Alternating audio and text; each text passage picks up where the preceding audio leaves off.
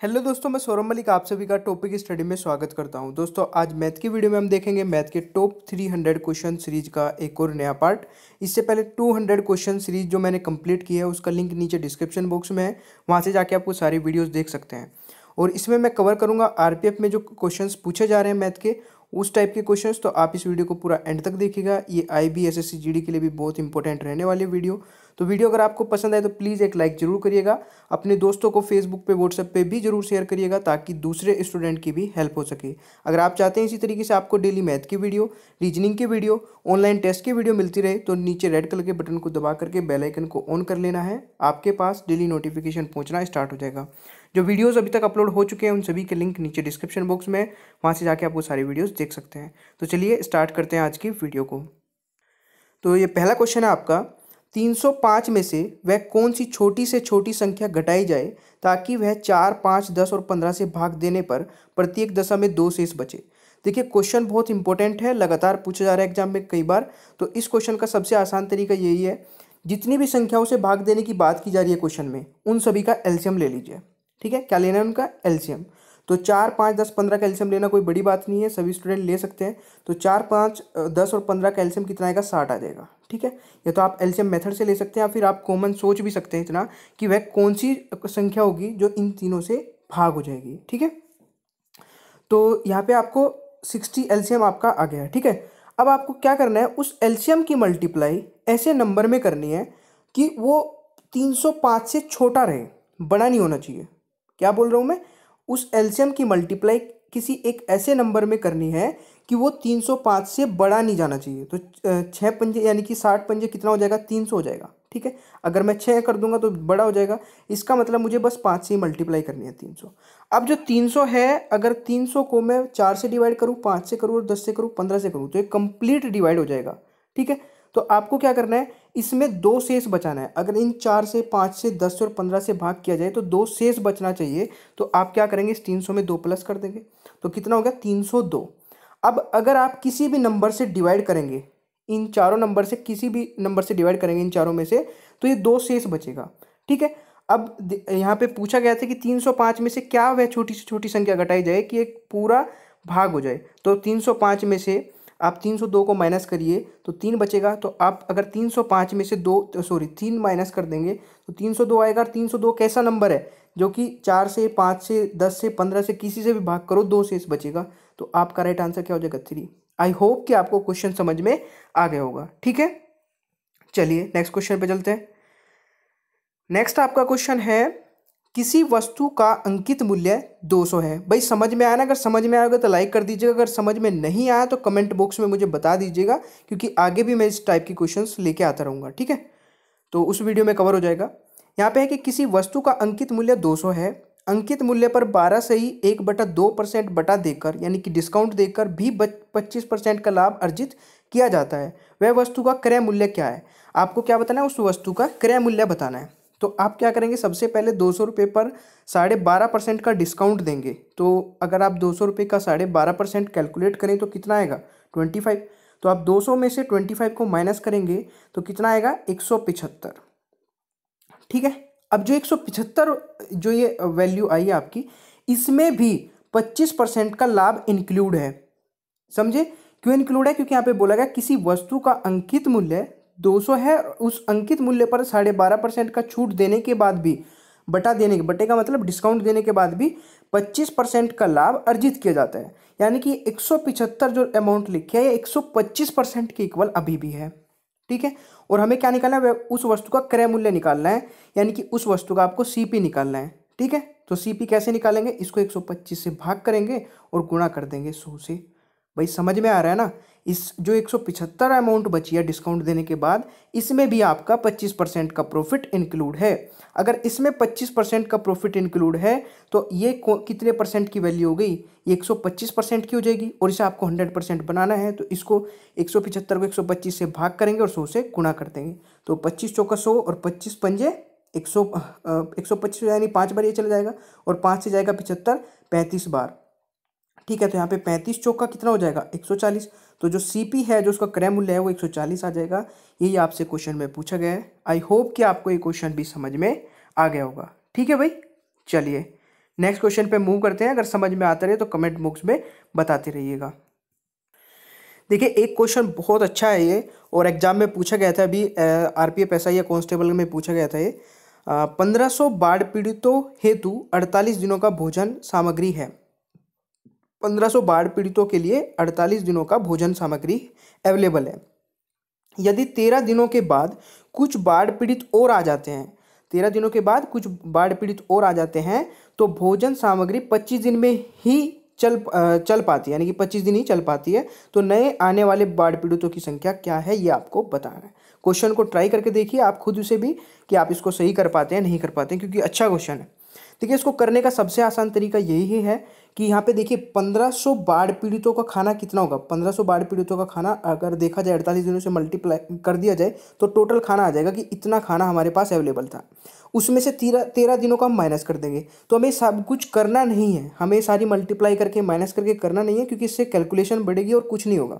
आपको ये मतलब देखते देखते ही कर लेना है कि 1500 में से अगर मैं 13 दिन का माइनस कर दूं, यानी कि 48 में से 13 माइनस कर दूं, तो हमारे पास बचेगा कितना। 1500 48 में से 13 दिन का माइनस करके मल्टीप्लाई करूंगा तो हमारे पास इतना खाना अभी बचा हुआ है, ठीक है। जो कि 1500 प्लस एक्स मैंने वो मान लिया जो नए बाढ़ पीड़ित आए थे, तो उतनों ने मिलकर 25 दिन में ख़त्म कर दिया। तो ये मैंने उसके इक्वल लिख लिया। दोबारा से मैं बता देता हूँ ताकि और अच्छे से समझ में आ जाए। देखिए 1500 बाढ़ पीड़ितों को खाना 48 माइनस 13 हम करेंगे, कितना आएगा 35, यानी कि 35 दिनों का खाना और बचा हुआ था 1500 के लिए। बट 1500 के लिए नहीं बचाना है। अब ये क्या हुआ कि इसमें कुछ और नए बाढ़ पीड़ित आ गए, तो 1500 प्लस कुछ और जो आए हैं वो मैंने एक्स मान लिया, और उन्होंने आने के बाद में 25 दिन में ये खाना खा दिया, मतलब कंप्लीट कर दिया, आप जैसे भी बोल सकते हैं, ठीक है। तो 25 दिन तक ये चल पाया। तो इसका मतलब क्या हुआ, जो बचा हुआ खाना था अगर उसे 25 दिन में ख़त्म कर देंगे तो कितने आदमी और आए थे वो हमारी संख्या निकल के आ जाएगी, ठीक है। तो आपने क्या किया, 1500 गुणा 35 और 1500 प्लस एक्स, और यहाँ पे हो जाएगा 25। तो आप इसे क्या करेंगे, इसको कट करेंगे आप 5 पंजे 25 से, ठीक है, और 5 सते 35, और ये चला जाएगा आपका 5 से ये चला जाएगा 300 बार, तो 300 की मल्टीप्लाई 700 में करेंगे 2100 ये हो जाएगा। और इधर कितना है 1500 और एक्स, तो 1500 2100 में से जाएगा, बचेगा कितना 600, तो 600 एक्स यानी कि एक्स बराबर कितना 600, यानी कि 600 बाढ़ पीड़ित और आ गए थे, ठीक है। आई होप कि आपको समझ में आ गया होगा, क्योंकि यहाँ पे x की वैल्यू हमें निकालनी थी और x की वैल्यू आई है 600। इसका मतलब 600 बाढ़ पीड़ित और नए आ गए थे। आपको बस कुछ नहीं करना है, जो इक्वेशन जो क्वेश्चन में दिया गया उसकी इक्वेशन बनानी है, और वो भी बचे हुआ खाना जितना था वो एक साइड में लिखिए, और जितना नए आ करके ख़त्म कर दिया जितनों ने वो एक साइड में लिखिए, और इनको सोल्व कर लीजिए बस, ठीक है भाई। आई होप कि आपको ये क्वेश्चन समझ में आ गया होगा। चलिए नेक्स्ट क्वेश्चन पे चलते हैं।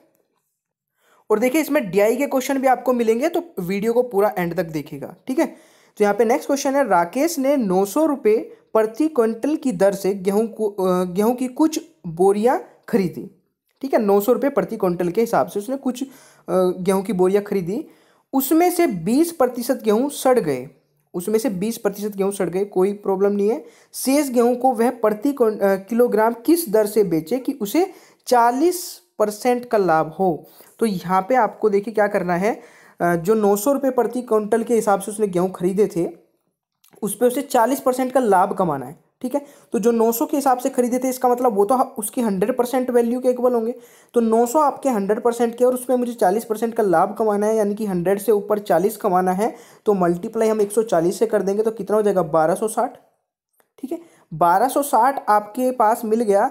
अब यहाँ से क्या कह रहे हैं, 20% गेहूँ सड़ गए। अगर आपके पास 100% गेहूँ है और उसमें से 20% सड़ जाएंगे, बचेंगे कितने 80%।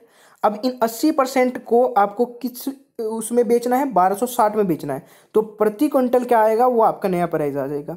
समझे आप इस चीज़ को, 1260 को 80 से भाग कर देंगे तो 15.75 प्रति क्विंटल के हिसाब से अगर आप बेचेंगे इनको, तो ये आपका 40% प्रॉफिट भी देके जाएंगे आफ्टर 20% जो ये आपके गेहूं सड़ गए थे उसके हिसाब से, ठीक है भाई। समझ में आया ना। आपने सबसे पहले तो प्राइस निकाल लिया कि कितना इस पे प्रॉफिट मुझे कमाना है। अब जो सड़ गए उसके बाद कितने कितने प्रति क्विंटल बेचना है, तो 1260 को 80 से भाग कर देंगे, क्योंकि इसमें 100% में से मेरे 20% सड़ भी तो गए ना, तो बचे 80%। तो अब मुझे 1260 रुपीज़ जो बेचने हैं 1260 में बेचने हैं, और वो 80% गेहूँ बेचने हैं। तो 1260 को अगर मैं 80 से भाग कर दूंगा तो 15.75 आएगा, यानी कि इतने प्रति क्विंटल आपको बेचने पड़ेंगे, आई होप कि आपको ये क्वेश्चन समझ में आ गया होगा। ठीक है, चलिए नेक्स्ट क्वेश्चन पे मूव करते हैं। नेक्स्ट आपका क्वेश्चन है, देखिए ये डीआई से, और डीआई के क्वेश्चन लगातार आपके एग्जाम में पूछे जा रहे हैं, तो कुछ क्वेश्चंस डीआई के देख लेते हैं अभी इस वीडियो में। इसमें दिया गया, नीचे दिया गया दंड आरेखा वर्ष 1993 में एक परिवार की आय का विभिन्न मदों पर व्यय एवं बचत को दर्शाता है।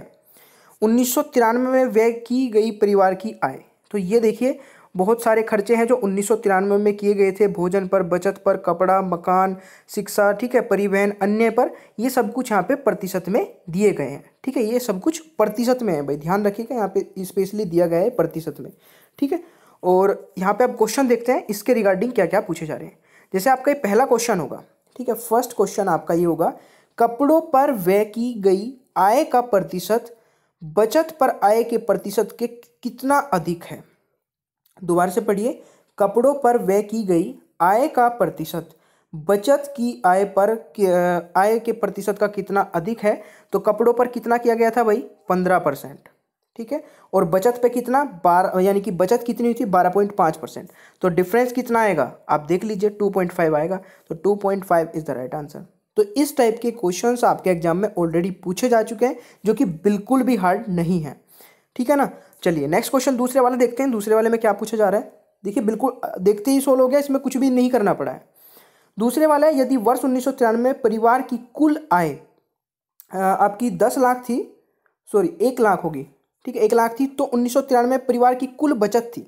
अब आपको कुछ नहीं करना है, देखिए यहाँ पे मैंने वैसे कर रखा है, यहाँ पे आप देख सकते हैं। तो बचत कितनी आई थी, बचत कितनी आपकी 12.5%। कितनी थी, 12.5% थी ना। आपने कपड़ों में से 12.5 माइनस किया था, तो इस 1 लाख का 12.5% निकाल लीजिए तो कितना आएगा, 12,500 आ जाएगा, यानी 12,500। तो यही आपका राइट आंसर है। तो ये क्वेश्चंस जो होते हैं दिखने में मतलब आपको थोड़े लग सकते हैं कि यार बहुत लेंथी सा क्वेश्चन दिख रहा है, क्योंकि एग्जाम में कई बार क्या होता है, आपको जब देखेंगे पूरी स्क्रीन पे दिखेगा ये पूरी फिगर, आप सोचेंगे इसमें बहुत टाइम लगेगा, बट डीआई में आपका टाइम नहीं लगने वाला है। ये बैंकिंग वाली डीआई आपके एग्जाम में नहीं पूछी जाती जिसमें टाइम लगता है। ठीक है, बहुत सिंपल से क्वेश्चंस पूछे जा रहे हैं, अगर आप थोड़ा सा ध्यान लगा के करें तो 2-3 नंबर आपके फ्री में बन जाएंगे। तो यहाँ पे इसका क्या राइट आंसर आ जाएगा, 12,500, यानी कि ऑप्शन सी। चलिए कुछ और टाइप के क्वेश्चंस देख लेते हैं डीआई के। नेक्स्ट क्वेश्चन पे चलते हैं। उससे पहले एक क्वेश्चन और देखते हैं। यह है कि अनिल 2 धारों को एक ही मूल्य पर बेचता है। एक घर पर, घरों हो गए, ठीक है, घरों पर एक मूल्य पर बेचता है। एक घर पर उसे 10% का लाभ होता है, जबकि दूसरे पर उसे 10% की हानि होती है। देखिए, एक तो मैं आपको बता दूं, अगर दो कोई भी कमोडिटी या फिर कोई भी आइटम बेचे जा रहे हैं और एक पर प्रॉफिट होता है और एक पर लॉस होता है, और वो दोनों परसेंटेज सेम होती है, तो उस कंडीशन में आपको 100% लॉस ही होगा। ये तो चीज़ आप लिख लीजिए। अगर आप लिखना नहीं चाहते हैं तो इसको याद रखिएगा, इफेक्टिव परसेंटेज का जो रूल होता है हमारे पास, x + y, x × y upon में 100, इसको याद रखिए। ये भी आपको इजीली क्वेश्चन को सोल्व करा सकता है। तो x + y जो है आपका इसमें है कि x + y अपॉन में 100। तो यहाँ पे क्या है कि एक पे तो प्रॉफिट हो रहा है, तो आप प्रॉफिट वाले को तो +10 लिखेंगे और लॉस वाले को -10 लिखेंगे। ठीक है, फिर यहाँ पे +10 मल्टीप्लाई -10 अपॉन में 100। आप मुझे ये बताइए, +10 और -10 तो यहीं पे खत्म हो जाएगा। अब बचेगा क्या, +10 और -10 अपॉन में 100। इन दोनों की मल्टीप्लाई क्या आएगी आपका, -100 आएगी, और -100 को 100 से डिवाइड करेंगे तो -1 आएगा। -1 का मतलब क्या होगा, लॉस। अगर प्लस में आता तो प्रॉफिट। तो यहाँ पे आपको समझ में आ गया होगा कि ऐसी ट्रांजैक्शन जो भी होगी, जो कि दो कमोडिटी सेम प्राइस पर बेची जाए और एक पर प्रॉफिट और एक पर लॉस हो, और प्रॉफिट और लॉस की परसेंटेज सेम हो, तो उस कंडीशन में लॉस ही होगा। तो 1% का यहाँ पे लॉस हो जाएगा। आई होप कि आपको ये क्वेश्चन समझ में आ गया होगा। ठीक है भाई, चलिए नेक्स्ट क्वेश्चन को देखते हैं। नेक्स्ट है आपका, 10 वर्ष पहले नर्मदा की आयु दिव्या की आयु की आधी थी। यदि आज दोनों की आयु का अनुपात 3:4 है तो उनकी वर्तमान आयु योग क्या होगा। वर्तमान आयु का योग आपको बताना है। देखिए यहाँ पे बताया जा रहा है 10 वर्ष पहले की बात की जा रही है नर्मदा और दिव्या की। तो नर्मदा और दिव्या का जो रेशियो है 10 वर्ष पहले का, वो कितना है, 1:2 का, क्योंकि यहाँ पे बोला 10 वर्ष पहले नर्मदा की आयु दिव्या की आयु का आधी थी। तो दिव्या की आयु अगर 2 थी तो नर्मदा की आयु 1 हो जाएगी। समझे आप इस चीज़ को। तो 1:2 का रेशियो आपका आ गया नर्मदा और दिव्या में। फिर यहाँ पे बोला जा रहा है, यदि आज दोनों की आयु का अनुपात 3:4 है तो उनकी वर्तमान आयु का योग क्या होगा, तो उनकी वर्तमान आयु आपको बतानी है। तो इन दोनों की आयु का योग क्या है, रेशो 3:4 है। अगर आज ये है तो उन दोनों की आयु का योग आपको बताना है। दोस्तों आप ये बताइए कि 10 वर्ष पहले इनकी आयु का जो रेशो था ये था, और प्रेजेंट में ये है, तो इनके बीच में डिफरेंस कितना हुआ, 10 साल का हुआ, 10 ईयर्स का हुआ। समझे भाई, ये 10 वर्ष प्रेजेंट का रेशो अगर ये है और ये 10 वर्ष पहले का है, तो इनकी एज में डिफरेंस कितने का, 10 का। बट रेशो में केवल मेरे को 2 का नजर आ रहा है। रेशो में आपको जो डिफरेंस नजर आ रहा है वो कितने का आ रहा है, केवल 2 का। तो इस 2 के इक्वल कितना हो जाएगा, 10 हो जाएगा। समझ रहे हैं ना आप चीज़ों को। इस 2 के इक्वल अगर 10 है तो 1 रेशो के इक्वल कितना हो जाएगा, 5 हो जाएगा। अगर 1 रेशो की वैल्यू आपको पता है तो आप चाहे किसी भी रेशो की वैल्यू निकाल लीजिए। अभी यहाँ से पूछा जा रहा है उनकी वर्तमान आयु का योग कितना है, तो दोनों का वर्तमान आयु का रेशो को प्लस कीजिए, और 1 रेशो की वैल्यू आपको पता ही है 5 है, तो उसमें मल्टीप्लाई कर दीजिए। तो 4 और 3 7, तो 7 की मल्टीप्लाई हम 5 में कर देंगे तो कितना आएगा, 35 ईयर। तो 35 वर्ष जो है आपका राइट आंसर हो जाएगा। इन दोनों की आयु का जो योग है वो 35 वर्ष है। आई होप कि आपको ये क्वेश्चन भी समझ में आ गया होगा। ठीक है भाई, तो अगर समझ में आ रहा है तो एक लाइक तो बनता है यार, लाइक कर दीजिएगा। अगर कोई भी डाउट आता है तो कमेंट बॉक्स में पूछ सकते हैं। ठीक है, कोई प्रॉब्लम नहीं है, आप जितनी बार पूछोगे मैं उतनी बार ही बताऊंगा। यहाँ पे नेक्स्ट क्वेश्चन डीआई का है। इस डीआई में क्वेश्चन में पूछा गया शुद्ध लाभ और सकल लाभ आपको दे रखा है कुछ इस तरीके से, अलग अलग ईयर का, 1994 का, 1995 का, 1996 और 1997 का। अब इससे रिलेटेड कुछ क्वेश्चंस पूछे गए होंगे, वो आपको बताने हैं। पहला क्वेश्चन है, सकल लाभ किस वर्ष में शुद्ध लाभ से दुगना है। तो यहाँ पे आप देखिए सकल लाभ किस वर्ष में शुद्ध लाभ का दुगना है। अब देखिए यहाँ पे जो टाइम लगने वाला है वो बस इतना लगने वाला है कि आपको ये देखना है कि दोनों ग्राफ में कौन सा डबल शो कर रहा है। ये डबल शो नहीं कर रहा है, ये भी डबल शो नहीं कर रहा है, इसमें थोड़ा नजर आ रहा है, बट इसको चेक कर लेते हैं।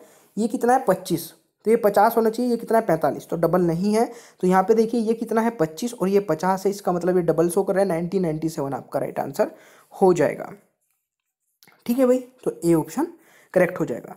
दूसरे वाला क्वेश्चन इसमें पूछा जा रहा है, वर्ष 1995 के सकल लाभ की तुलना में उस वर्ष के शुद्ध लाभ का प्रतिशत क्या होगा।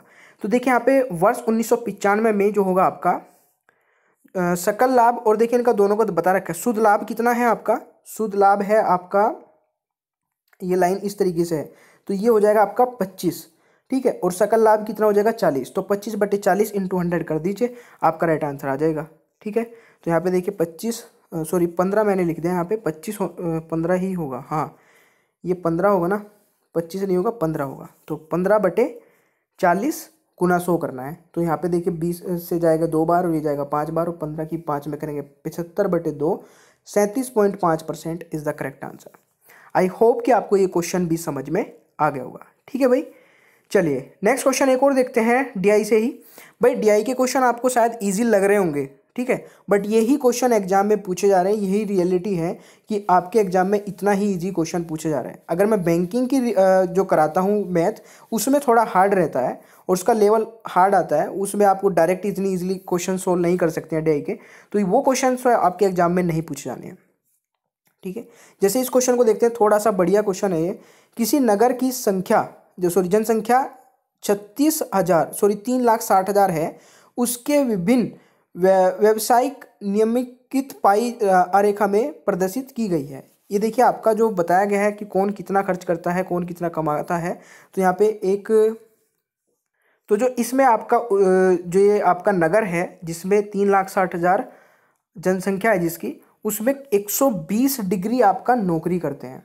ठीक है, ये पूरा 360 डिग्री का होता है और आपका ये सभी को पता है। और इसमें से 120 डिग्री नौकरी करते हैं। उद्योगपति जो कितने हैं, 72 डिग्री है। व्यापार कितने करते हैं, 36 डिग्री है। कृषि यहाँ पे 108 डिग्री करते हैं और परिवहन 24 डिग्री है। तो अब इससे रिलेटेड आपसे कुछ क्वेश्चंस पूछे जा रहे होंगे। जैसे पहला क्वेश्चन है, कृषि की उपेक्षा नौकरी में कितने अधिक व्यक्ति लगे हैं। तो कृषि की उपेक्षा आपसे पूछा जा रहा है। देखिए कृषि में 108 डिग्री लगे हैं, ठीक है, और नौकरी में आपके कितने लगे हैं, नौकरी में आपके 120 डिग्री लगे हैं। तो आप क्या करेंगे, इस 3,60,000 का निकालेंगे 108 डिग्री, तो क्या करेंगे 3,60,000 डिवाइड बाई 160 और इंटू कर देंगे 180 से, तो आपको कितना आ जाएगा यार 1,08,000।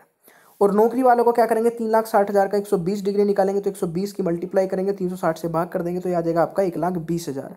अब पूछा कितने अधिक लगे हैं, तो इन दोनों का डिफरेंस चेक कर लीजिए, 12,000 अधिक लगे हैं नौकरी में, किसके कंपेरिजन में, कृषि में। तो आपका कितना राइट आंसर हो जाएगा, 12,000।